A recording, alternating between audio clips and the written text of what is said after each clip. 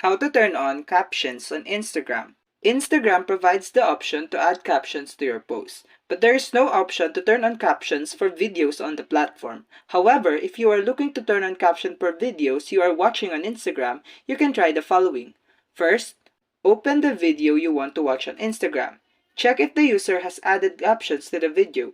Some users may add captions to their videos in the form of text overlays or subtitles. If the videos does not have captions, you can try using the live caption feature on your device. This feature automatically generates caption for your videos and audio playing on your device. To turn on live caption on an Android device, go to Settings, search for Accessibility, then click on the Caption Preferences. Turn on the switch and now you can play the video on Instagram and the caption should appear. Note that live caption may not work perfectly for all videos, especially if the audio quality is poor or if there is a lot of background noise.